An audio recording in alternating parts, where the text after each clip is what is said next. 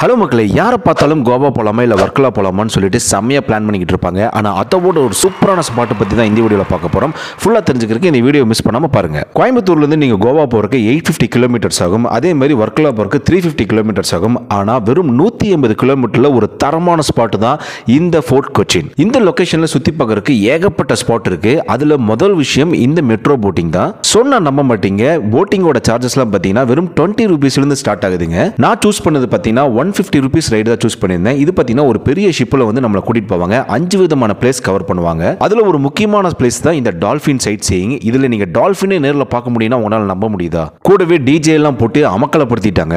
இதோட முடிஞ்சதுன்னு கேட்டிங்கன்னா அதுதான் இல்லை. ரோரோ போட் மூலிமா நாங்கள் அடுத்த ஸ்பாட் போயிருந்தோம். ரோரோ போட் என்னன்னு பார்த்தீங்கன்னா ஷிப்லேயே நம்ம காரில் டிராவல் பண்ண முடியும். ஸோ அதுக்கப்புறம் நாங்கள் ரீச் ஆன இடம் தான் இந்த டச் மியூசியம். இது பார்த்தீங்கன்னா 1500களில் டச்காரங்க இங்கே ரூல் பண்ணும்போது கட்டப்பட்ட ஒரு மியூசியம். வேற லெவலில் இருந்துச்சு ஸ்பாட்டு. அடுத்த ஸ்பாட் தான் இந்த ஜூஸ் சினகாக். சினகாக்னா வேற ஒன்றும் இல்லைங்க, வழிபாட்டு ஸ்தலம்னு அர்த்தம். இந்த ஸ்பாட் தாங்க இருக்கிறதுல வேற லெவல். ஜூஸ் ஸ்ட்ரீட்னு சொல்லக்கூடிய ஜூஸ் டவுன்ல இது லொகேட் ஆயிருக்கு. இந்த ஒரு ஸ்ட்ரீட்டுக்காகவே நம்ம எவ்வளவு வேணாலும் நம்ம ஸ்பெண்ட் பண்ணி அங்கே போகலாம்.